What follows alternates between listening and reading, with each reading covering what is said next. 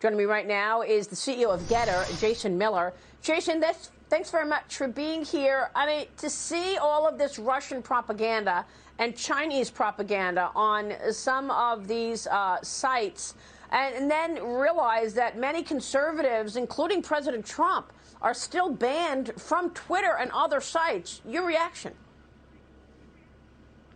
Yeah, Maria, this is just the latest example of big tech wanting to play political discrimination and have one set of people who get free speech and another that don't. So, for example, as you pointed out, Putin, the Russian embassy, Dmitry Medvedev, all of these types get to be on Twitter. And it doesn't stop there. You have the Taliban, you have the Ayatollah, you have Hamas, and the list goes on and on. But they block President Trump. They go and censor the Babylon Bee, Charlie Kirk, even the great Tucker Carlson. And so we're seeing here two completely different standards as Twitter tries to decide who gets to have free speech and who doesn't.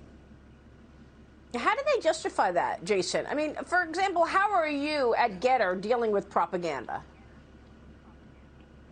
Exactly.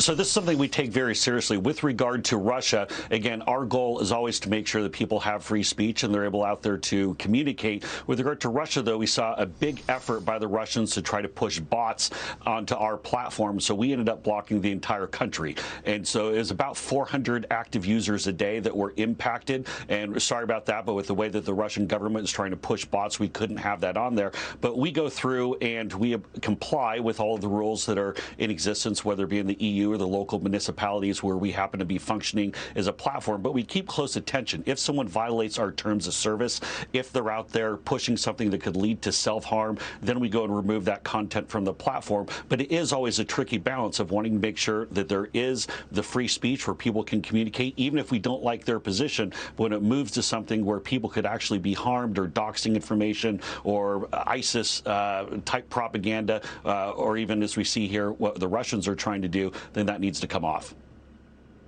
Let me get your take on the Europe pushback on big tech. The Justice Department is now endorsing this antitrust bill forbidding big tech companies like Amazon, Apple, Google from favoring their own products and servers over competitors.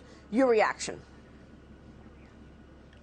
This one actually concerns me a bit. I do worry every time the government says that they're here to help. I also worry that the members on Capitol Hill who've turned a blind eye to everything going on with big tech discrimination are now going to be the ones who magically go and fix it. What I think needs to happen most quickly is that Section 230 needs to be reformed. I think that it is important to make sure there are protections in this digital town square, this digital marketplace for the exchange of ideas.